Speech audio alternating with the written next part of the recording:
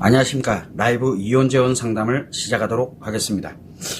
일단 이혼재혼 상담이 시작한 지가 그렇게 오래되질 않았기 때문에 초반에는 이혼재혼 상담에 대한 부분을 약간씩 언급을 하고 지나가고 있습니다. 일단은 라이브 이혼재혼 상담은 매일 평일입니다. 월요일부터 금요일까지 평일날 오후 1시에 1시간 정도를 예상으로 진행을 지금 현재 하고 있습니다. 물론 약간 변동사항이 생길 수도 있는데 지금 현재는 그렇습니다. 그래서 라이브 외도 상담, 라이브 이혼재혼 상담을 할 때 내가 상담을 하고 싶다라고 생각이 들면 채팅창으로 글을 올려주시게 되면 제가 상담을 해드릴 거고, 또한 마찬가지로 무료 이혼 상담이 됐던 무료 재혼 상담이 됐던 신청서를 보내주시게 되면 제가 답변으로 상담을 해드리도록 그렇게 하고 있습니다.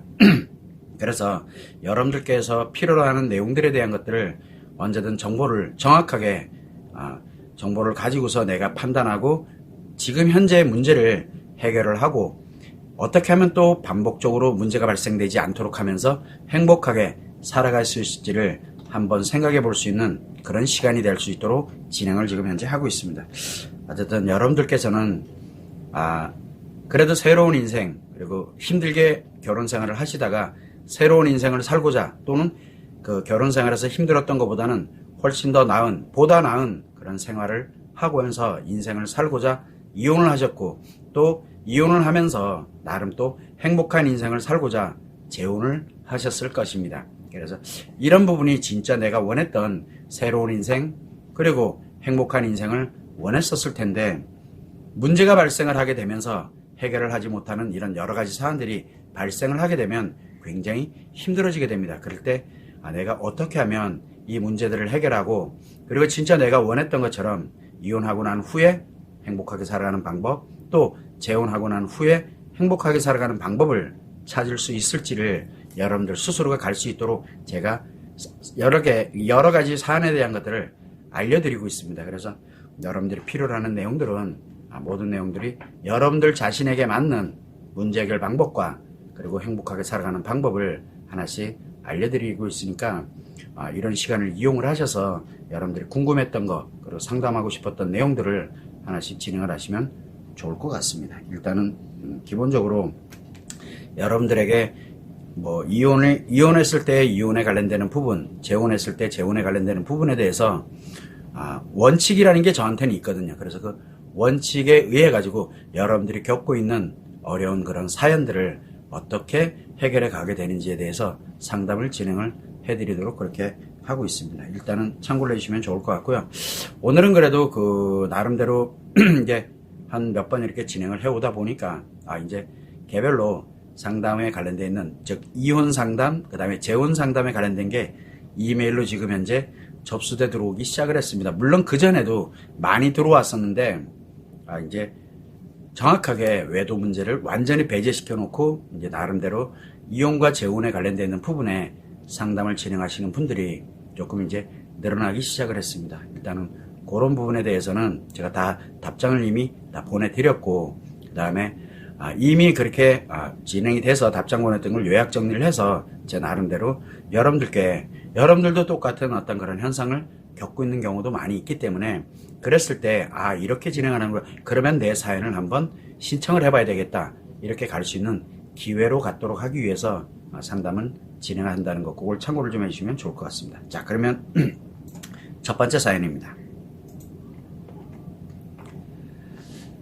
모든 것을 잊고 새 출발하고자 이혼한 지 6년이 되었습니다. 일을 하면서 아이들을 잘 키우고 있다고 생각했는데 중학교 3학년인 큰딸이 사춘기가 오래가고 있습니다. SNS에서 남자 아이들을 사귀고 만나는 것을 알게 되어 충격이 너무 큽니다. 상담을 했지만 효과가 전혀 없고 오히려 가출하고 싶다고 말합니다. 어떻게 해야 좋을까요? 라고 이렇게 아이들 문제에 관련돼서 이혼을 또는 재혼을 하고 난 후에 아이들 관련되는 문제로 어려움을 겪는 분들이 정말 많습니다. 진짜 거의 한 8, 90%가 아이 문제 정도가 생겨야 진짜 내가 이게 뭐지 막 하면서 굉장히 어려움을 겪습니다. 자기 자신에게 문제가 생기는 거는 그렇게 어렵다라고 생각을 안 하고 자기가 어떻게든 해결할 수 있다라고 생각을 하는 거예요. 물론 해결도 안 되면서. 그런데 아이 문제가 딱 들어가게 되면 이게 나를 너무 힘들게 만듭니다. 이게 이혼했을 때 또 재혼했을 때 아이 문제가 발생됐을 때 오는 그 파급력이 생각보다 매우 강하거든요. 그래서 이분 같은 경우에도 비슷한데 여러분들에게도 이혼, 재혼하고 난 다음에 몰라서 그렇지 아이들이 매우 심각한 상태에 있다는 것을 실제로 잘 인식을 못하는 경우가 많습니다. 그리고 막상 드러났을 때는 매우 심각한 상태에서 드러나게 된다는 거. 이게 아이들의 심리 때문에 그러거든요. 그런 점을 이제 한번 감안을 하고 이분 같은 경우에는 일단 이혼을 했을 때는 당연히 이 결혼 생활이 힘들거나 문제가 있기 때문에 많이 내가 어려움을 겪고 있는 상태에서 이거를 다 잊고 이제 싹 잊고 새롭게 출발하자라는 의미에서 이혼을 하는 경우 대부분입니다. 그래서 이분 같은 경우도 이제 새 출발하고자 당연히 새 출발하고자 이혼을 하지 새 출발하지 않겠다라고 생각하면 이혼할 필요성이 없었겠죠. 그래서 그냥 일부러 대책 없이 그냥 이혼한 개념이 아니고 일단 내 나름대로 모든 것을 잊고 결혼 생활의 모든 것을 잊고 새 출발하시고 이렇게 간 거는 나름대로 뭐 선택이니까 잘 하셨다라고 볼 수 있는데 자 6년이 지났습니다. 그러면 이제 문제는 뭐냐면 내가 이혼을 했으니까 내가 일을 해야 될 거 아니야. 아이를 양육을 하려면 나도 일을 해야 되고 내가 일을 하면서 아이들을 어떻게든 케어를 해 나가게 됩니다. 자, 그래서 아이가 문제가 없을 때는 나름 그래도 잘 키우고 있다라고 생각이 드는데 어느 날 문득 아이에게 문제가 있다라는 것을 느끼는 순간이 옵니다. 그래서 아이가 자녀들이 반항을 한다든가 엄마 말을 안 듣고 또는 엄마 말한 대로 안 하면서 다른 행동들을 하게 되고 학교에서 문제가 또는 지인들 친구 관계에서 문제가 또는 이상한 여러 가지 문제들이 어느 날 내가 탁 느낍니다. 그렇게 느끼게 되니까 얘가 사춘기인가 이런 생각이 아마 들어가게 될 거예요. 왜냐하면 이제 우리가 왜 요즘은 중2병이라 그러지만 초등학교 한 5, 6학년만 되더라도 마치 사춘기처럼 관련되어 있는 그런 현상들이 나오거든요. 사실은 사춘기가 발생하는 이유는 아이들이 심리가 불안정한 상태에서 자기 나름대로 생각한 것을 가다 보니까 부모님도 그렇고 선생님들도 그렇고 누구도 그렇고 자기에 관련되는 생각과 너무 차이가 나다 보니까 충돌이 일어나면서 애들이 반항을 한다든가 힘들어한다든가 이런 식으로 이거를 우리는 어른들 입장에서 볼 때는 사춘기를 겪는다라고 이야기를 합니다. 근데 사실은 사춘기가 아닙니다. 심리가 문제가 발생을 했거나 또는 매우 불안정한 상태에 있다라고 생각을 하시면 좋거든요. 그래서 사춘기라기보다는 심리가 매우 불안정한 상태 또는 심리에 문제가 발생된 상태로 진행을 해온 겁니다. 그러다 보면은 큰딸이 사춘기가 오래 가고 있다. 그럼 이미 그 전서부터 한 몇 년 전부터 아이가 조금 뭔가 사춘기를 겪고 있나 라고 생각이 들었을 거예요. 그냥 지나온 거예요. 왜냐하면 그때 당시에 아이가 심리 불안정했거나 심리가 불안한 상태에 있었거나 아니면 이미 심리에 문제가 발생해서 어떻게 할지를 몰라서 계속 악화되면서 왔다라고 보시면 됩니다. 이게 사춘기가 마치 오래 가는 것처럼 느껴지게 되는 겁니다. 사실은 사춘기가 아닙니다. 그래서 아이들에게 사춘기가 발생을 했다 그러면 아이들에게 심리의 변화, 심리의 문제 또는 심리의 불안정함이 발생을 했다라는 것을 빨리 아셔야 됩니다. 이게 매우 중요한 거거든요. 요거를 이제 간과하고 그냥 지나갔습니다. 그러다가 우연하게 이건 더 충격이죠. 핸드폰을 보거나 뭐 하거나 이렇게 갔는데 보니까 SNS에서 이제 중학교 3학년인데 여자아이가 그러니까 딸이 중학교 3학년인데 SNS에서 아이들을 사귀고 있어요. 남자아이들을 이제 막 사귀기 시작을 합니다. 그러다 보니까 뭐 우리가 상상치도 못했던 그런 뭐 이야기들이 막 오고 가고 그러면서 이제 문제가 그런데 만나고 있다는 것까지 알게 되니까 부모 입장에서 엄마 입장에서 보면 그래도 내가 이혼해서 새로운 인생 살면서 그래도 아이 하나만 바라보면서 정말 열심히 살았는데 이 아이가 이게 도대체 뭐야? 라고 하면서 충격을 받을 수밖에 없습니다. 그건 당연합니다. 문제는 뭐냐면 여기서 이게 진짜 심각하구나. 그러니까 아이가 매우 심각한 상태에 있구나 생각이 드니까 이제 상담을 하게 됩니다. 그래서 학교라든가 이런 데 보면 뭐 위클래스가 됐던 아니면은 또 여러 가지 전문기관들이 됐던 굉장히 많이 있습니다. 그래서 이제 상담을 진행을 합니다. 어디의 관점에서? 아이의 문제의 관점에서 이제 이야기를 합니다. 그러다 보니까 이제 아이는 뭐 이랬다 저랬다 뭐 이야기를 계속 많이 하죠. 결국은 그러다 보니까 계속 자기 자신의 문제가 있었던 것을 이야기를 많이 합니다. 나의 불평불만, 내가 힘들었던 거, 내가 상처받았던 거, 뭐 했던 거를 이야기를 많이 합니다. 문제는 여자아이라는 걸 감안하지 못했던 거예요. 여자아이들은 이야기를 하면 계속 하면 할수록 사실은 관심과 위로에 관련되는 게 작용이 되지 않고 그냥 그 문제를 해결하기 위해서 계속 그 얘기를 꺼내게 되면 점점 악화됩니다. 즉 상처가 더 커진다는 얘기예요. 그리고 어떤 거는 자기가 막 만든 상처들도 있거든요. 그러다 보니까 상처가 진짜가 돼버리면서 점점 악화가 됩니다. 그러다 보니까 상담을 해도 이 상황이 뭔가 좋아지는 것보다는 안 좋아지는 형태가 이제 계속 가게 되다 보니까 효과가 전혀 없다라고 느껴지니까 엄마 입장에서는 또 뭐를 해야 돼요? 상담을 바꾼다든가 아니면 이제 정신과를 찾아와서 약을 처방을 받는다든가. 왜? 문제가 너무 심각하니까요. 왜? SNS에서 남자아이들과 막 채팅을 하고 그런데 그 아이들을 만나서 무슨 일이 이게 중요한 게 아니라 만난다는 그 자체만으로도 너무 위험성에 노출이 된다는 건데 아이는 그렇게 하지 않으면 답답해서 못 견딘다라는 그런 생각, 즉 사춘기, 즉 심리에 문제가 발생을 했거나 또는 굉장히 불안정한 상태인데 그런 채팅을 통해서 SNS를 통해서 누군가를 만남으로써 거기에서 나도 모르게 편안함을 나름 모르게 또는 재미를 그러면서 내가 나름 좋아지는 것처럼 느껴지는 그런 현상에 들어간 거거든요. 그러다 보니까 상담은 계속하면서 나를 점점 더 힘들게 하고 그러면 보통 보면 SNS는 이거는 이런 거다. 그 남자를 지금 만날 때가 아니다. 너는 지금 공부할 때다. 정신 차려야 된다. 이건 어떻게 해야 된다. 뭘 해야 된다. 별의별 것들이 다 나옵니다. 그 문제는 이 딸에게는 그게 별 소용이 없다는 거예요. 오히려 더 하고 싶어져요. 왜? 그 얘기는 역으로 뭔 얘기입니까? 이제 집까지 나가고 싶다라는 말을 이제 엄마한테 서스럼 없이 할 정도가 됐다라는 얘기는 많이 악화됐다는 얘기거든요. 이게 왜 그러냐? 아까도 얘기했지만 상처가 점점 커지는 거예요. 그러다 보니까 문제가 점점 악화되는 거예요. 악화되다 보니까 편하려면 이제 집에서 이런 소리 들으면서 내가 상담 가면서 통제받으면서 이제는 그런 차원을 넘어가고 싶은 거예요. 자기가 계속 글로 생각을 몰고 가는 겁니다. 자, 그러면 여기에서 우리가 기본적으로 알아야 되는 건 딸이 왜 심리가 불안정해졌을까요?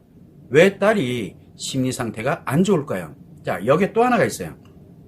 심리가 불안정하거나 심리 상태가 안 좋고 이러면은 분명히 어딘가로부터 딸이기 때문에 상처에 관련된 부분을 치료를 하기 위해서 자기 나름대로 회복을 하기 위해서 뭐를 하게 되냐면 누군가로부터 관심을 받고 누군가로부터 위로와 격려를 받고 즉 공감이 필요하거든요.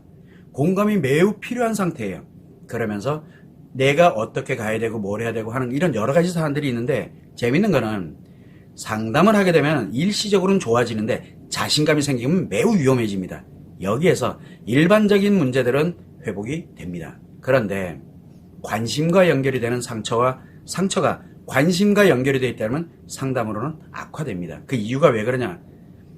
이 딸에 관련되어 있는 부분에서 상처에서 어떤 부분에 도대체 누구에게 관심을 받고 싶어 할까요? 이 딸은 바로 엄마랑 지금 공감이 안 되고 있다라는 문제예요. 그러다 보니까 자꾸 누군가와 그냥 집에서 엄마랑 같이 이야기 나누고 엄마에게 뭐 공감을 하고 엄마와 함께 얘기하면서 내가 회복이 되고 이렇게 돼야 되는데 이게 지금 어느 정도 단절이 돼 있는 상태가 되다 보니까 왜? 엄마는 바빠요. 일을 해야 되죠. 아이 케어하기도 바쁘죠. 진짜 쓰러 자기도 바쁘고 너무너무 힘들어요. 가사 일도 해야 되고 일도 해야 되고 그러면서 내 나름대로의 또는 심리적인 어려움이 있다든가 이렇게 되면 그거를 아이들을 몰입하는데 공부만 잘해라 이런 식으로 내 나름대로 가다 보니까 자기의 답답하고 힘들었고 불안정한 이런 상처에 대한 부분을 이야기를 못하는 거예요. 얘기를 하더라도 귀등에 듣고 그냥 지나가 버린 거죠. 그러다 보니까 지금 이 따님 같은 경우에는 지금 뭐를 못하고 있냐면 공감을 지금 하질 못하고 있습니다. 근데 지금부터 공감하면 되지 않냐? 그게 안 돼요. 왜?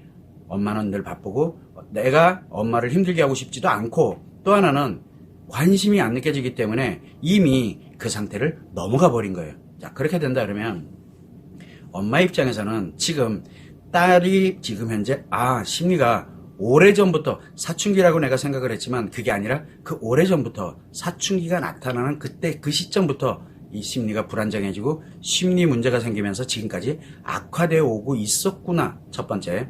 두 번째는 내가 그걸 모르고 이 아이의 문제라고 생각을 해서 아이 문제 맞죠. 심리가 불안정하고 아이가 심리가 문제가 생기니까 문제는 이게 관심의 문제, 즉 상처를 치료하는 것의 문제가 되다 보니까 그거를 원했던 건데 상담을 진행하게 되니까 문제가 더 악화되고 심각해진 거야. 사실은 상담사들이 공감해 주는 것보다 누가 공감해 주는 게 더 좋아요? SNS에 있는 남자애들이 너 이쁘다 뭐 이게 훨씬 더 공감이 더 크게 느껴지는 거예요. 이게 더 심각해진 걸 이거를 먼저 알아야 돼요. 자, 그러면은 그 다음엔 과연 어떻게 할 것이냐? 아이 보고 못 나가게 하고 뭐라 그러다 진짜 가출하면 굉장히 심각해지잖아요. 그러면 뭐를 해야 돼? 방금 얘기한 것처럼 이 아이가 힘들어할 때 어려워할 때 내가 몰랐다는 거. 그래서 지금부터 내가 조금 심리를 상태를 아이가 지금 매우 오래전부터 이렇게 하는데 근본적인 원인이 과연 무엇인지를 내 스스로가 한번 찾아봐야 돼. 그래서 첫 번째, 내가 왜 아이에게 나름 열심히 일하고 아이를 양육한다고 잘해왔는데 왜 아이에게 문제가 생겼을까? 라고 한번 생각을, 아이가 왜 공감이 필요했는데 왜 그걸 못하고 있었을까?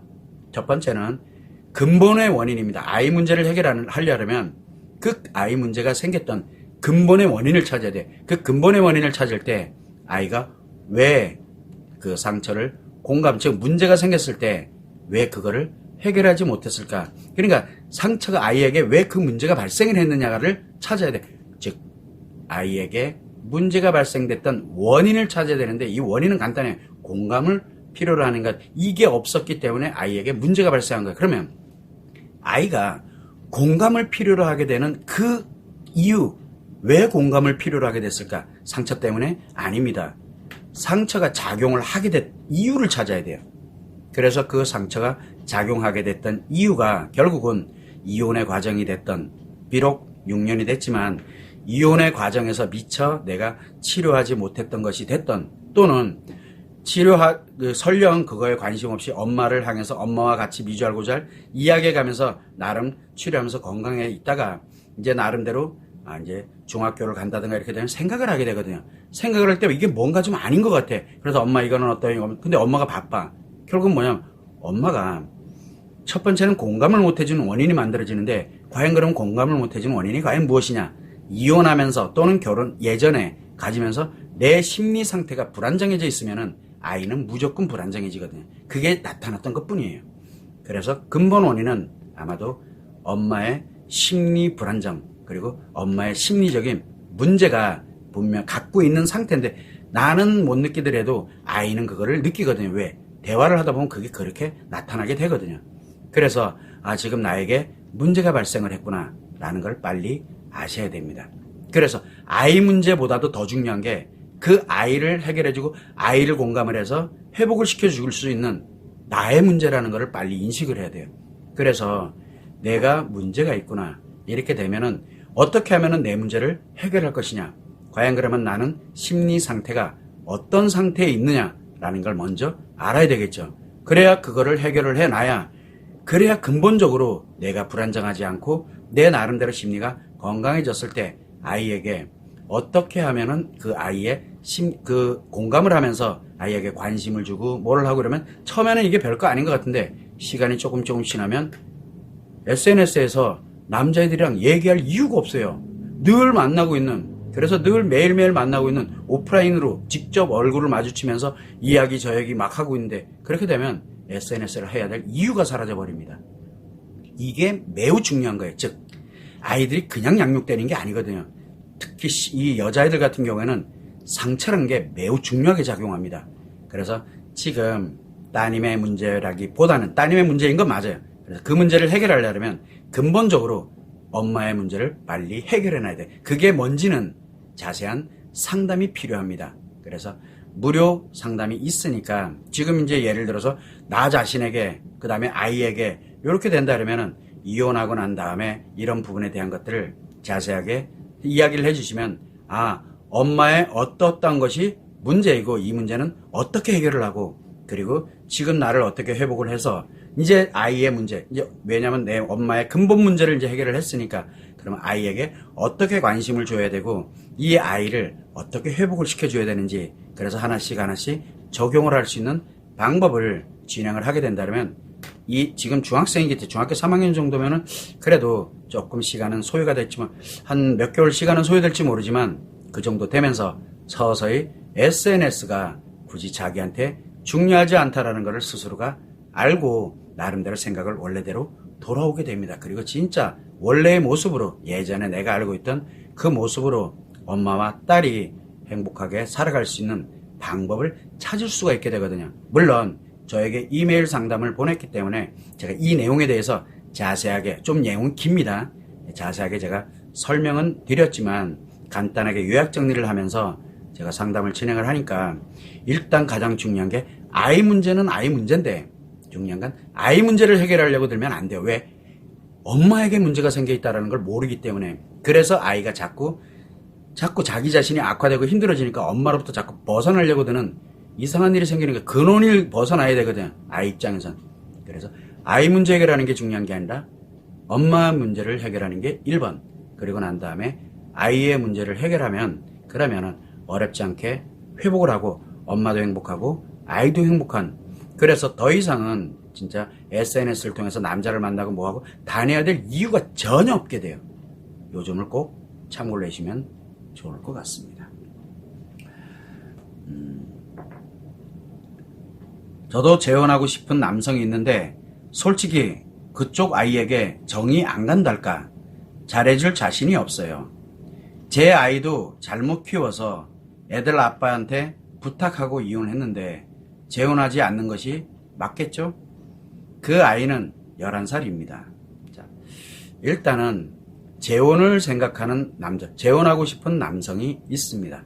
그러면 내가 지금 현재 이혼 상태에 있다는 얘기죠. 자, 이때 아이에 관련되어 있는 그 재혼하고 싶어하는 남성이 있는데 재혼하고자 하는 남성의 아이가 11살인데 그 아이가 이상하게 정이 안 간다. 즉 내가 막 이렇게 뭔가를 해주고 그 다음에 거기에서 이제 반응 나오거나 뭐 하거나 이런 거에 대해서 내가 함께 즐거워하고 이때 정이라는 게 움직여 좀 뭔가 이 아이를 정말 내가 잘 키우겠다라고 생각하는 그런 생각이 들어야 되는데 그게 안 드는 거예요. 좀 서먹서먹하고 좀 이상하고 내가 안 키워봤으니까 또 그런 면도 있거든. 가장 중요한 건 뭐냐면 내가 잘해줄 자신이 없다는 거죠. 내가 아이를 잘 키울 자신이 없는 거예요. 왜 그러냐? 첫 번째는 이게 정리한 거를 보면은 내 자신이 일단 가장 중요한 게 내가 과연 진짜 왜 내가 아이를 지금 전 남편이죠. 어떻게 보면 전 남편이 양육을 하도록 하고 왜 내가 혼자가 됐을까라는 생각을 먼저 해보셔야 돼요. 그러면은 아까도 지금 잠깐 얘기했지만 정말 내가 아이를 잘못 키우고 있었기 때문에 잘못 키운다. 그건 본인 생각이잖아요. 어쩌면 잘 키우고 있었을지도 몰라요. 그런데 너무 힘들고 너무 답답해서 아이들을 양육하라고 하고 나 혼자 있고 싶었을 수도 있습니다. 그거는 왜 그랬는지는 모릅니다. 그런데 중요한 거는 이미 내가 내 아이에 관련되어 있는 양육하면서 거기에서 해오는 행복이라는 개념을 내가 내려놨거든요.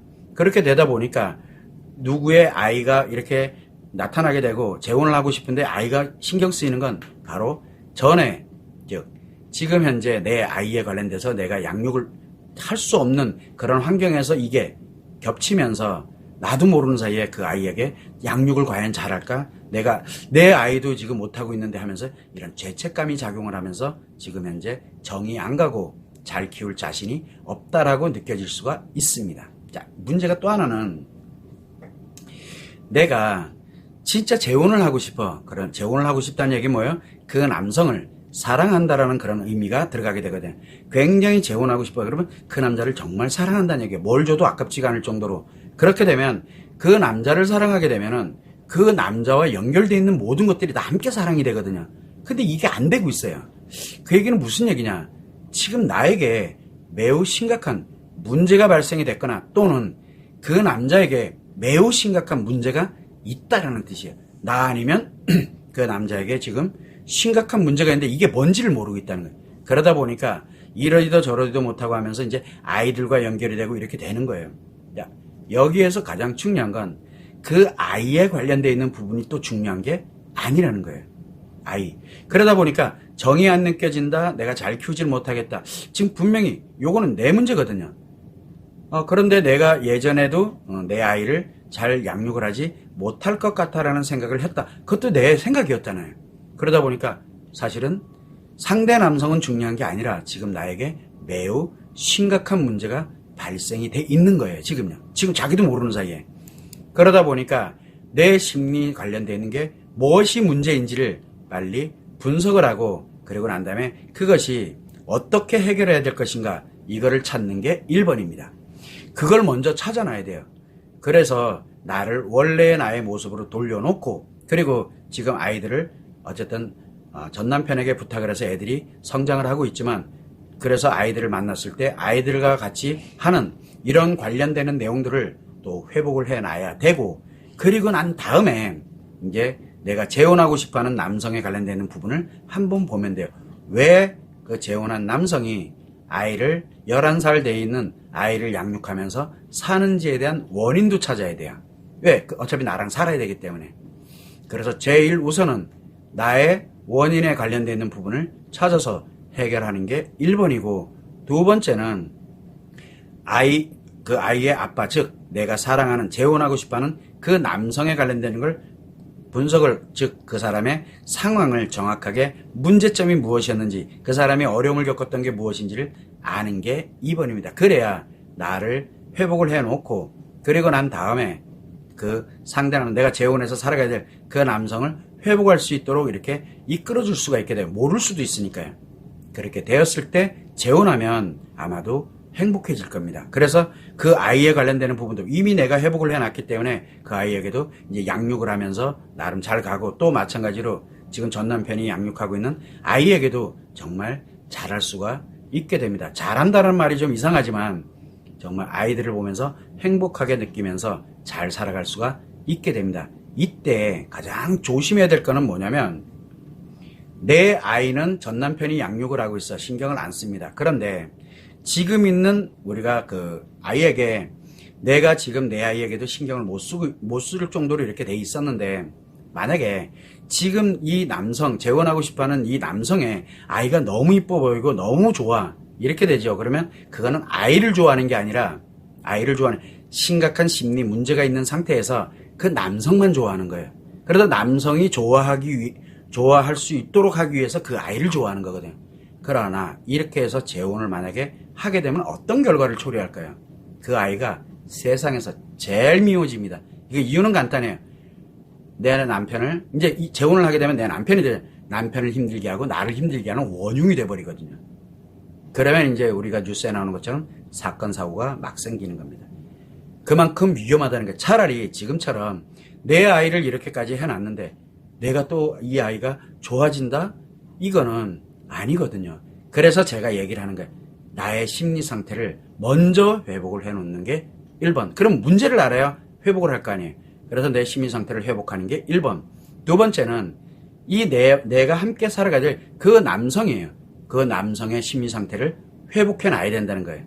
그렇게 해놔야 이 아이를 건강하게 그리고 내가 진짜 전 남편에게 양육을 했던 그때 내가 못해준 것까지도 함께 가면서 건강하고 행복하게 살아갈 수 있게 되는 겁니다. 그래서 항상 반대급부가 존재하기 때문에 내 임의대로 생각하고 내가 뜻하는 대로 막 이렇게 가면 안 됩니다. 특히 지금같이 아이와 연결이 돼 있을 때는 내가 내 아이를 어떻게 대하는지 그런데 내가 내 아이를 내려놓은 거거든. 내려놓고 그런데 그 상대 남편의 아이가 너무 이쁘다. 그때는 맞아요. 그런데 문제는 뭐냐면 그게 그 아이가 이쁜 게 아니라 상대 남성에게 이쁨 받으려고 상대 남성을 사랑하기 위해서 그 아이가 저절로 그렇게 이뻐지는 거예요. 근데 이게 언제 가느냐? 재혼을 하고 난 다음에 살다 보면 뭐가 생기냐면 그 아이가 아이잖아요. 양육이 필요한 아이. 그런데 내가 뭐 하는 게 답답하게 느껴지고 스트레스를 받게 되고 힘들어지게 되면 그때부터 아이를 학대하게 되고 문제가 심각해지는 거예요. 그러니까 결국은 뭐냐면 그 아이는 한마디로 해서 내가 이 남성에게 재혼을 하기 위한 남성에게 잘 보이기 위해서 좋아지는 거예요. 그냥 그뿐이에요. 그게 나중에는 부메랑이 돼서 엄청나게 인생에 파멸을 올 수 있는 길이 된다는 거. 그 점을 항상 명심을 하고 지금처럼 내 아이에 대한 이런 거를 못했을 정도인데 내가 과연 이 아이를 양육을 잘할 수 있을까? 그리고 왠지 이상하게 정이 잘 안 가. 이런 이유는 뭐냐면 그래도 아직은 내가 최악으로 무너져 있는 상태는 아니라는 뜻입니다. 그래서 나를 돌아보고 내 관련되는 내용들을 빨리 회복을 해놓는 게 1번이라는 거. 그리고 난 다음에 그 남성에 관련돼서 회복해 줄 수 있도록 도와주는 거. 이게 2번이에요. 이게 매우 중요합니다. 자, 그러면 어떤 거를 어떻게 도와줘야 되나요? 라고 필요로 하겠죠. 그러면 무료 재원 상담이 있습니다. 무료 재원 상담이 있으니까 재원 상담 신청서에 작성을 해서 보내주시면 지금 회원님의 문제는 이래이란 게 문제니까 요거를 어떻게 정리를 해서 해결을 하면은 회원님은 회복이 될 겁니다. 자, 그러면 이제 그 다음에 상대 남성에 관련돼서는 이래이란 것이 문제 있으니까 요거를 회복하는데 도와주시면은 매우 좋습니다. 그러면 내가 그동안 그나마 전 남편이 양육을 하고 있는 아이도 사랑스러워지게 되고 아이에게도 진짜 잘하게 됩니다. 재혼을 했다 그래서 내 아이가 아닌 게 아니거든요. 그리고 재혼을 했던 그 남성의 아이도 지금 11살인데 매우 이쁩니다. 진짜 내가 낳은 아이는 아니지만 정말 내 아이처럼 정말 행복하게 잘 양육하고 키울 수가 있게 됩니다. 그래서 자세한 내용에 관련되는 부분, 왜 나에 관련되는 거, 상대 남성에 관련된 이 자세한 내용에 대한 부분은 저에게 이메일로, 그다음에 재원 상담이 있거든. 무료 재원 상담입니다. 무료니까 부담 갖지 말고 신청을 하시면은 제가 자세하게 안내를 해드리도록 합니다. 지금 현재 라이브 상담에서는 기본 골격, 방향 요것만 제가 알려드릴 수밖에 없다는 점을 참고를 하셔서 가능하다면 정말로 재혼하고 싶고 행복하게 살고자 그렇게 하신다면 반드시 이 방향대로 가셔야 되는데 어떻게 갈 것이냐 할 때는 그 구체적인 방법은 이메일로 무료 재혼 상담이 있습니다. 이혼 상담이 아닙니다. 무료 재혼 상담을 신청을 하시면 될 것 같습니다. 참고를 하시면 좋겠습니다. 자, 일단은 그래도 그냥 어떻게 되겠지 뭐. 재혼해야 되나 말아야 되나? 아니요, 재혼해도 됩니다. 재혼 안 한다 한다가 중요한 게 아니에요. 어떻게 재혼하고 싶은 사람이 있는데 그러면 재혼하면 됩니다. 재혼해서 행복하게 살아야죠. 불행하게 살고 내 인생 다 무너뜨리고 처참해지려고 재혼하는 거 아니잖아요. 그래서 기본적으로 그런 순서와 방법과 절차에 관련되는 거를 제가 개략적으로 말씀드린 거고, 구체적인 거는, 구체적이라는 얘기는 뭐냐면 무엇을 어떻게 해야 되는지가 구체적이거든요. 그런 것에 대해서는 사연이 좀 길게 되기 때문에 저한테로 이메일로 무료 상담을 신청하시라고 말씀을 드린 겁니다. 참고를 해주시면 좋을 것 같아요. 차라리 이렇게 묻는 게 훨씬 낫습니다. 생각 안 하고 뭐 내 뜻대로 나 안 해. 그건 자기를 또 불행하게 만드는 일이거든요. 애 때문에 불행해지는, 예를 들어서 근데 아까도 얘기했지만 재혼할 남성이 생겨서 근데 애가 너무 이뻐, 이번엔 재혼해야지. 이제 인생 다 날아가는 거예요. 아까도 얘기했잖아요. 매우 위험해진다. 그게 왜? 재혼한 남성을 잘 보이고 재혼한 남성을 사랑하기 위해서는 그 아이가 이뻐 보이는 거예요. 그렇게 안 하면은 그 남성이랑 결혼 못 하니까 이게 형성이 되는 거예요. 그러다가 재혼을 하게 되면 상상도 못하는 일이 벌어지게 됩니다. 이 점을 꼭 참고를 해주시면 좋을 것 같습니다. 오히려 질문하신 분이 오히려 진짜 잘하신 겁니다. 그렇게 느껴지는 게 정상이에요. 왜? 문제가 있는데 그게 안 느껴진다 그러면 그건 되게 위험해진다는 얘기거든요. 그래서 가능하다면 자세한 내용, 그러니까 그 자세한 방법에 관련되는 것들은 저한테 이메일로 요청하면 좀 내용이 길기 때문에 그런 부분은 제가 해드리도록 그렇게 하겠습니다. 일단 참고를 하시면 될 것 같고요. 일단 여러분들께서는 이혼을 한다라고 하게 되면 마치 내가 뭔가 부끄럽고 창피하고 이렇게 생각이 듭니까?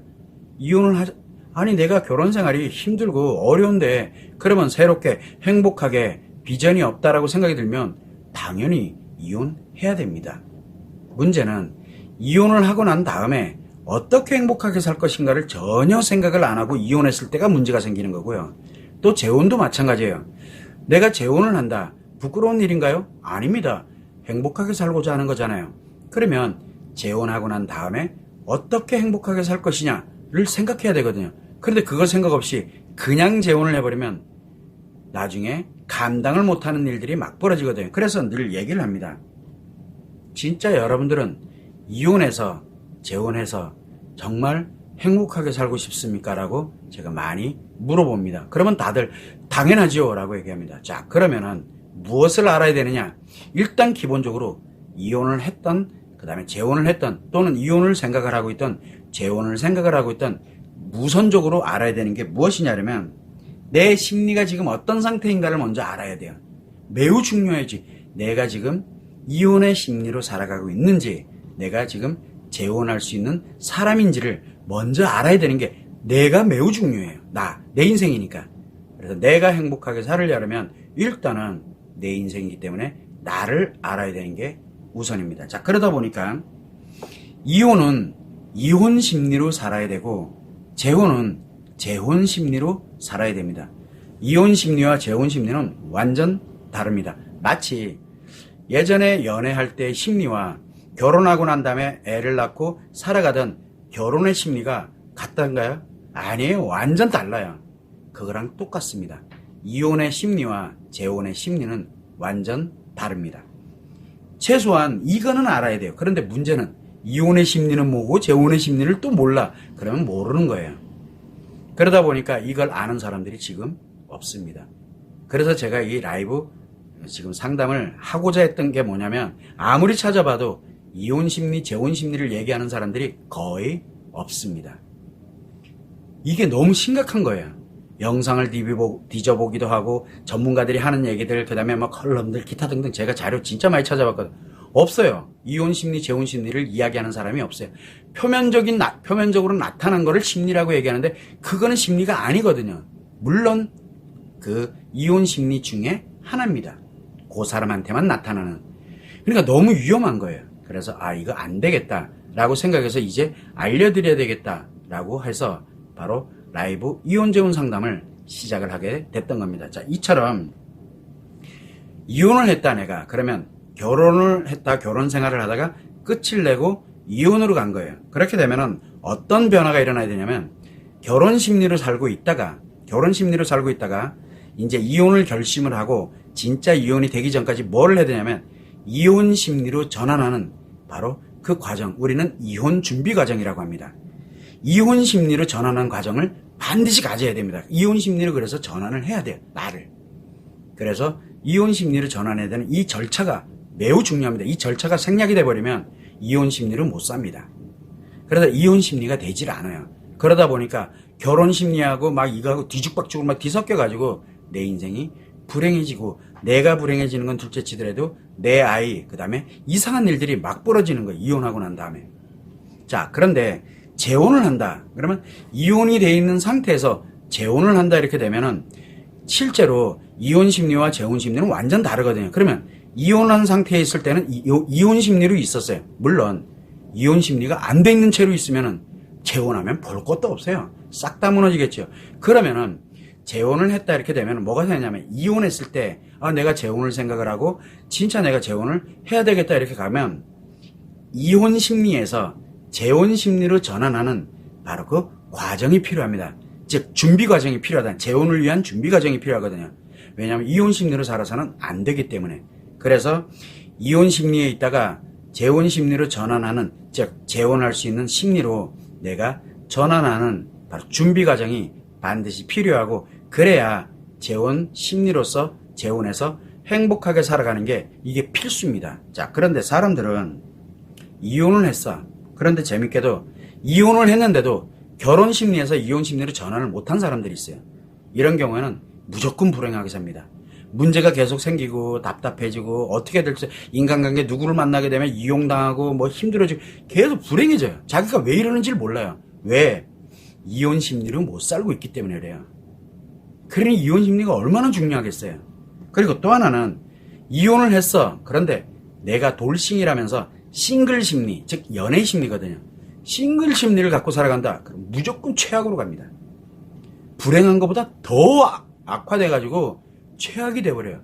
그래서 대부분의 사람들이 이혼 심리로 전환을 못하고 결혼의 심리와 막 뒤죽박죽으로 섞인다든가, 아니면 싱글의 심리, 즉 돌싱의 심리를 갖고서, 돌싱은 싱글의 심리가 그래서 싱글의 심리라고 우리가 얘기해. 그래서 내가 돌싱이기 때문에 예전에 이제 내가 싱글일 때처럼 뭔가를 이렇게 가고, 그 사람들은 연애의 심리로 살아가게 되는데 결국은 자기도 모르는 사이에 최악이 됩니다. 최악이 된다는 건 뭐냐면 타인들을 괴롭히면서 자기는 행복하대요. 타인의 집을 막 무너뜨리면서 자기는 너무 즐겁고 재밌대. 그래서 내가 오늘 같이 앉아서 회식하고 즐겁게 뭐 이렇게 하면서 놀고 있어요. 그러면 그 집안은 한 사람은 여기 앉아가지고 회식을 하고 있는 동안에 그 사람 때문에 눈물을 흘리는 사람들이 있다라는 거. 자기는 그걸 몰라요. 그걸 즐기면서 살아요. 자기를 위해서. 이게 돌싱, 즉 싱글의 심리로 이혼한 채 살아가는 사람들이 최악이 되는 거예요. 나 즐겁자고 다른 사람들을 다 무너뜨리는. 근데 본인은 그게 못 느껴요. 그래서 이혼하고 난 다음에 이혼 심리가 아니라 결혼 심리로 살아가는 사람은 불행하게 삽니다. 자기가 힘들어요. 그런데 연애 심리로 살아가는 사람, 즉 싱글의 심리로 살아가는 사람은, 이혼 심리가 아니라 싱글의 심리로 살아가는 사람은 자기는 좋은데 다른 사람들이 다 불행해져요. 이게 매우 중요하거든요. 그러려고 이혼한 거 아니잖아요. 그래서 이렇게 결과를 초래하게 된다는 거, 요게 일단은 중요하고. 자, 재혼을 했어. 그러면 재혼의 심리로 살아가면 진짜 행복해지거든요. 문제는 재혼을 했는데 늘 자기 이혼한 심리로 가는 거, 이혼한 심리로 살아가는 것 같아. 이렇게 된다 그러면은 일단은 재혼하더라도 행복하지가 않습니다. 불행해요. 겉돌고 있고 불행해져요. 계속. 그래서 재혼하고 난 다음에 이혼 심리로 살아가는 사람도 불행하게 살아갑니다. 그런데 내만 느껴요. 내가 답답하고 내가 힘들고 막 이래요. 그런데 참 재밌게도 재혼을 했는데 결혼 심리, 마치 내가 초혼한 것처럼 결혼 심리로 살아가는 사람들이 있습니다. 이 경우는 이혼과 재혼을 반복을 하게 됩니다. 우리가 같이 주변에 흔히 보게 되면 이혼 재혼을 반복하는 사람들이 있어요. 이혼을 몇 번 하고 또 재혼도 몇 번 하고 막 이러면서 반복을 합니다. 이런 경우가 왜 그러냐? 재혼 심리로 살아가지 않고 결혼 심리로 살아가기 때문에 나타나는 현상이거든요. 모르는 것 지금 대가가 너무 커요. 그래서 재혼하고도 충분히 행복하게 살 수 있었는데 반복을 하는 거예요. 계속. 왜 반복을 하느냐?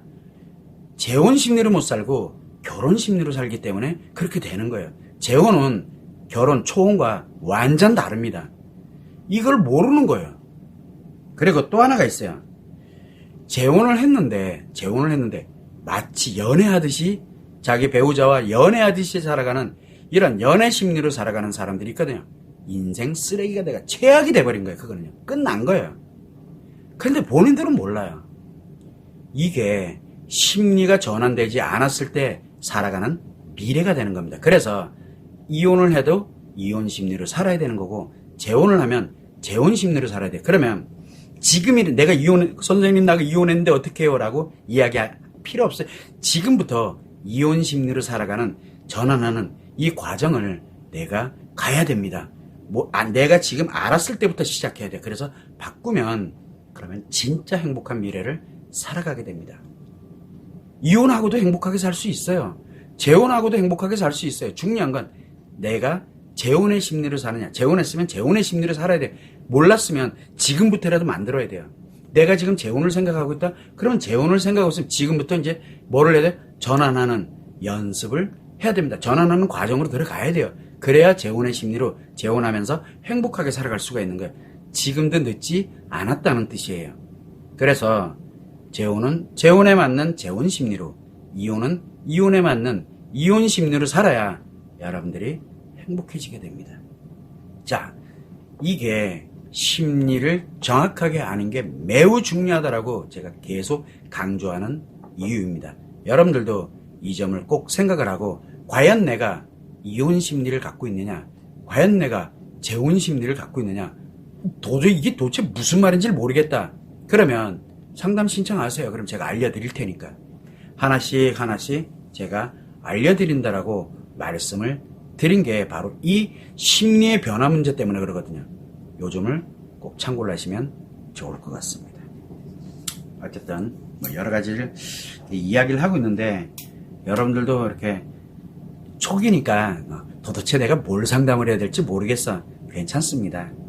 때 되면 내가 이혼하고 난 다음에 좀 어려움을 겪고 있는 거, 그 다음에 내가 재혼을 했는데 어려움을 겪고 있는 거, 또는 내가 이혼하려고 하는데 궁금한 거, 또는 내가 재혼을 하려고 하는데 정말 궁금한 거, 그냥 물어보시면 돼요. 그럼 제가 하나씩 알려드리면서, 그리고 이제 채팅창으로 올라오면 기본적인 거는 제가 알려드리고 자세한 거는 이메일로 저한테 보내주시면은 제가 상세하게 알려드릴 겁니다.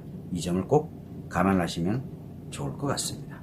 자, 방금 전에 제가 이혼 상담을 하나 했잖아요. 재혼 상담을 또 하나. 그래서 제가 번갈아 하루에 가능하면 이혼 상담 하나, 재혼 상담 하나를 제가 이제 이메일로 그 상담 신청이 들어 아마도 받아보신 분은 알겠지만 생각보다 A4 한 장 이상 됩니다. 내용이 좀 깁니다. 그런 답장을 제가 보내드리는데 그걸 요약 정리해서 방향성을 설정하는 이런 마치 채팅으로 상담하는 것처럼 상담하기 위해서 제가 요약 정리를 했다는 거. 그래서 개인적인 정보가 전혀 없습니다. 이 점은 걱정 안 하셔도 됩니다. 그래서 이혼 상담 하나, 재혼 상담 하나 정도는 기본적으로 진행을 할 예정으로 있습니다. 참고를 해주시면 될 것 같고요. 물론 여러분들이 채팅창으로 사연을 많이 올려주시게 되면 제가 미처 하기도 전에 이제 그거 상담해 드린다고 또 모든 시간이 할애가 되겠지만 여러분들이 지금은 굳이 상담을 하고 있지 않으니까 제가 일단 올라온 내용을 근거로 해서 상담을 진행을 해 보겠습니다. 자, 이혼한 지 10년 되었습니다. 그런데 전 남편이 갑자기 재결합을 하자면서 연락이 오고 찾아오고 있습니다. 저는 10년 동안 아이들을 양육하면서 열심히 살았는데 전 남편이 갑자기 연락 오니 당황스럽습니다. 아이들은 재결합을 반대하고 있고 저도 재결합하는 것이 싫은데 아무리 얘기를 해도 전 남편은 자기 뜻대로만 요구하니 부담되고 힘듭니다. 라고 이렇게 상담이 왔습니다. 이런 분들이 의외로 많습니다. 재결합, 그러니까 아내들이 이제 이혼을 했어요. 이제 그러면 이혼한 여성이 내 아이들과 일 열심히 하면서 정말 안정 지키고 열심히 이제 문제도 없이 이렇게 잘 옵니다. 자, 그렇게 해서 이제 나름대로 이혼 생활을 하면서 이혼이라고 생각을 안 하고 그냥 아이들과 가정을 이루면서 나름대로 잘 옵니다. 이때 어떤 사람들은 남자를 만나는 사람들이 있고 어떤 사람들은 남자와는 관계없이 정말 일하면서 내 아이들만 바라보고 이렇게 살아가는 경우가 의외로 많습니다. 자, 그러면 이 이혼할 때 했던 남편, 전 남편이죠. 전 남편이 딱 보니까 남자가 없네? 그러니까 다른 게 안 보여요. 남자가 없네? 그렇게 되면 뭐라 합니까? 기간에 관계가 없습니다. 자기 이제 즐겁게 이혼하고 난 다음에 살 만큼 살아보고 뭐하고 이러 보니까 어느 날 이렇게 돌아보니까 전처죠. 전처가 혼자네. 그리고 아이들 양육하고 이렇게 보니까 그러니까 옛날에 알던 그 아내가 아닌 거예요. 그냥 자기도 모르게. 그러니까 처음 보는 여자예요. 어떻게 보면.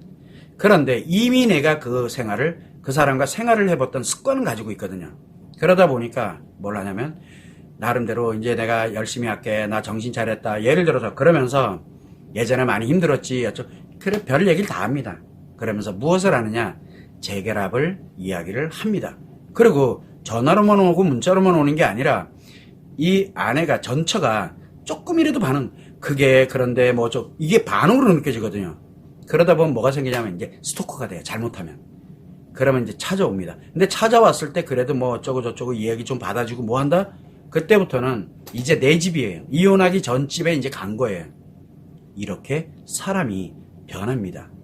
자, 그러다가 이제 나름대로 정말 연락이 오고 근데 그러니까 지금 현재 이혼하고 난 다음에 아이들 잘 키우고 이렇게 왔던 사람 입장에서 볼 때는 황당한 거예요. 아이들이 아빠인 건 인정을 하지만 아이들도 싫다는데 그래서 아이들도 싫어한다. 그 다음에 나도 싫다 막 얘기해. 그러니까 관심 없어요. 중요한 건 네가 반응해 줬잖아. 그래서 막 들어갑니다. 이런 일이 정말 많습니다. 왜? 지멋대로 생각하는 거예요. 왜 이 얘기가 왜 나오느냐? 바로 결혼의 심리에서 이혼 심리로 넘어오지 않은 남편이기 때문에 그렇습니다.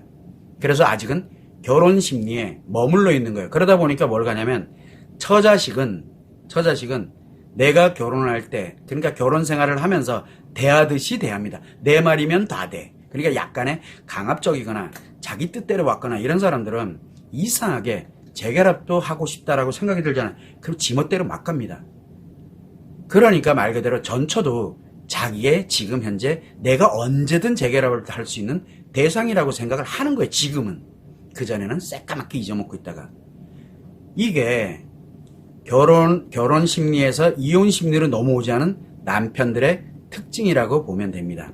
그래서 마치 자기가 예전에 결혼을 할 때와 같은 그런 상태라고 생각을 합니다. 그런데 재결합을 해야 되니까 미안해, 잘못했다, 옛날에 이런 건 그런 건 내가 미안하고 뭐하고 앞으로 잘할게 이런 얘기를 흔히 해요. 다 거짓말. 그때는 진심인데 재혼하고 나면 싹 사라져요. 재결합하고 나면은 재결합하는 과정에서 싹 사라져요. 그거예요. 그래서 마치 옛날에 자기가 오랫동안 뭐를 그냥 이 생활을 유지해 온 것처럼 그렇게 갑니다. 그러면 아니 나는 결혼 생활이 너무 힘들어서 이혼을 했는데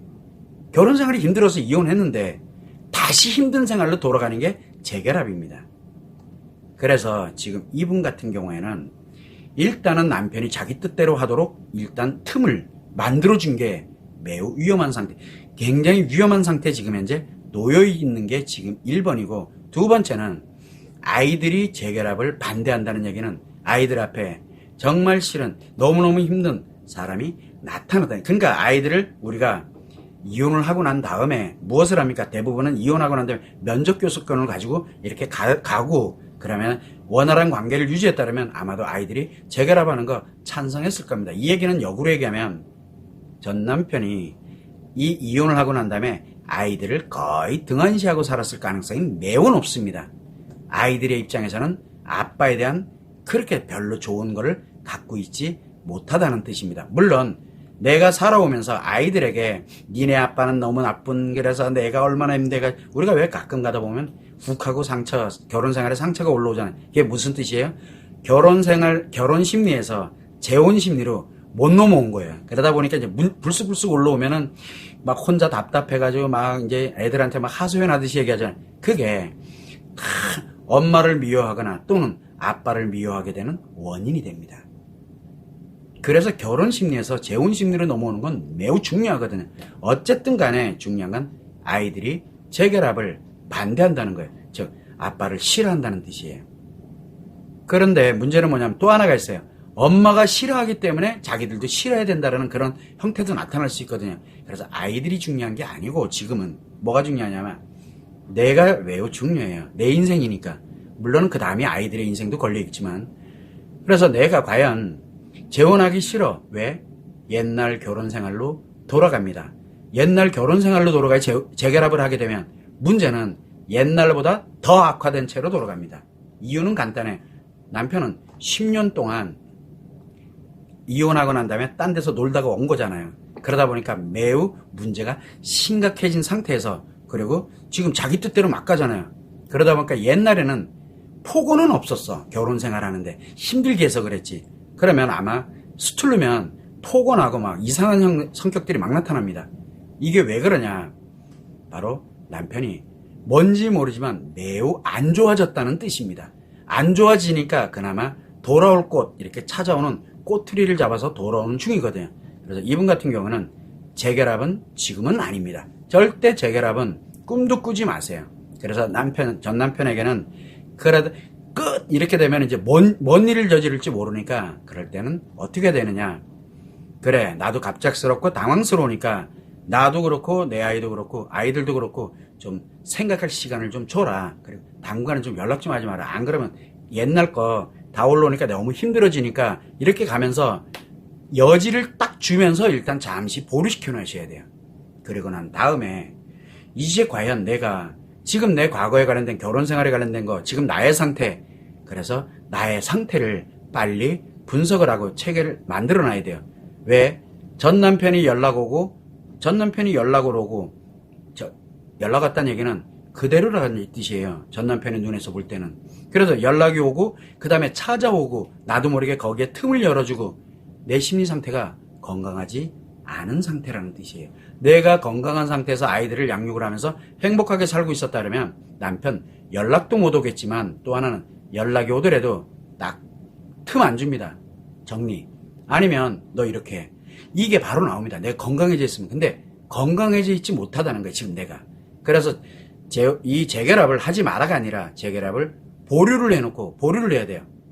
그것도 여지를 남겨놓고 보류를 해야 돼요. 그렇지 않으면 전 남편 지 뜻대로 하려고 하기 위해서 난리가 납니다. 자칫 잘못하면은 굉장히 위험한 상태에 놓일 수도 있어요. 왜? 자기 뜻대로 하게 돼. 스토커처럼. 그렇기 때문에 여지를 남겨놔야 돼요. 그래서 이 정도의 여지를 남겨놓고 조금만 시간을 두고 기다려라고 해놓고, 그리고 내가 지금 현재 심리의 문제가 굉장히 심각한 뭔가 문제가 있는데 이거를 회복해 놓지 않으면 전 남편에게 계속 여지를 주게 됩니다. 그러면은 난리가 납니다. 빼박이라 그러고 우리가 표현을 하거든요. 끌려가게 돼요. 그러면은 아이들도 잃고 나도 잃고 그리고 전 남편에 의해서 이 인생이 다 좌지우지되는 최악으로 흘러가게 될 가능성이 매우 높습니다.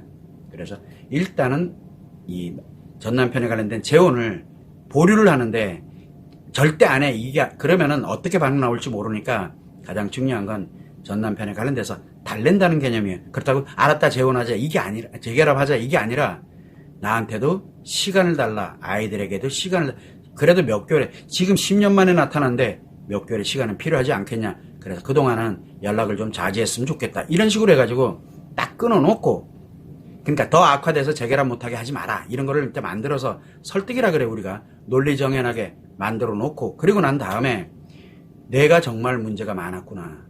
왜? 틈을 열어준 거 봐요. 그래서 나의 문제에 관련되는 부분을 빨리 회복을 해놓고 그리고 난 다음에 이제 남편과 관련 딱 보면은 보입니다. 남편이 해야 되는 사람인지 아닌지 그러면은 이제 어떻게 가야 되는지 그래서 순리대로 재결합을 할 것인지 아니면은 완전 끊어낼 것인지 그거는 그때 가서 판단해도 결코 늦지 않습니다. 즉 나의 심리를 결혼 심리에서 빨리 이혼 심리로 전환을 해놔야 됩니다. 이 점을 꼭 참고를 하셔야 되고 지금 아이들을 하고 나름대로 일 열심히 하면서 살긴 살았는데 예전에 결혼 심리에서 남편만 제거된 채 이렇게 살아온 것뿐인 결혼 심리로 살아온 거예요. 그냥 혼자. 그게 지금 문제거든요. 그런데 이혼 심리로 살아야 전 남편이다 누구다 일단 인간관계가 다 정리정돈이 돼야 되거든요. 근데 그걸 하지 않은 채 그냥 살아오다 보니까 다른 사소한 인간관계 하나에 의해서 그냥 이 틈이 확 생겨버리는 거예요. 이 점을 꼭 참고를 하셔서 내가 무엇을 어떻게 가야 되는지에 대해서 물론 이메일로 제가 상담이 왔을 때 거의 한 A4 2장 정도 가까이 한 장, 두 장 그 정도 될 정도로 양을 가지고서 제가 보내드렸어요. 그래서 나를 어떻게 해야 되는지 그리고 남편에게 어떤 식으로 일단은 여지를 두면서 딱 거리를 둬야 되는지 이거는 매우 중요합니다. 그렇게 돼서 내가 나름대로 회복이 되고 그리고 나서 이제 이혼 심리를 전환을 해놓고 그리고 난 다음에 남편에게 재결합을 할 것인지 아니면 남편을 완전 인간관계에서 끝을 내놔야 할 것인지 이거를 그때 가서 결정을 해도 결코 늦지 않습니다. 이때 인간관계 남편과의 인간관계 나와 전 남편과의 인간관계는 완전 단절을 해놓더라도 아이들의 아빠라는 사실 부모와 자식의 인간관계를 끊어서는 절대 안 됩니다. 이것도 매우 중요해요. 회복되는 것도. 아이들이 아빠를 증오하고 미워해서도 안 된다는 뜻입니다. 이것도 회복을 시켜놔야 돼요. 나를 회복할 때. 요 점을 꼭 참고를 하시면 좋을 것 같습니다. 이렇게 하다 보니까 또 이혼 재혼 상담도 사연마다 다 틀립니다. 그러다 보니까 제가 이래라 저래라 할 수 있는 그런 것도 아니고 충분히 이해는 되고 그리고 제가 이메일로 상담 오신 분들에게는 자세하게 제가 보내드립니다. 왜? 인생이 걸린 문제이기 때문에. 그래서 자세하게 보내드리고 제가 이 채팅창을 통해서 소개를 하는 거는 이러한 사연을 가진 분들은 이런 방법으로 해서 정리정돈을 어떻게 하시면 됩니다 라는 거를 그냥 알려주는 용도로 지금 현재 쓰고 있는 겁니다. 그래서 지금 그 채팅창으로 문의를 하시는 분들이 계세요. 그러면 문의를 하시면 제가 바로 답변해 드릴 내용이 있고 어떤 경우에는 기본 방향과 이런 걸 설정을 해주고 난 다음에 반드시 가능하면 이메일로 상담 요청을 해주시면 좋겠습니다라고 이렇게 제가 할 겁니다. 그 얘기는 무슨 얘기냐? 좀 세부적으로 가야 될 필요성이 있습니다라고 말씀드리는 겁니다. 요 점을 좀 감안하시면 좋을 것 같아요. 자, 요걸로 해서 오늘 또 라이브 이혼 재혼 상담을 마치도록 하고 또 토요일, 요일, 주말과 휴일을 잘 건강하게 보내시고 난 다음에 또 다음 주 월요일 날 오후 1시에 라이브 이혼 재혼 상담을 또 하고 있으니까 여러분이 그때 또 필요한 내용들은 미리 정리를 하셨다가 저한테 문의를 주시면은 제가 상담을 해드리도록 그렇게 하겠습니다. 그러면 다음 주 월요일 날 오후 1시에 라이브 이혼 재혼 상담 때 여러분을 뵙도록 하고 오늘은 이것으로 라이브 이혼 재혼 상담을 마치도록 하겠습니다. 감사합니다.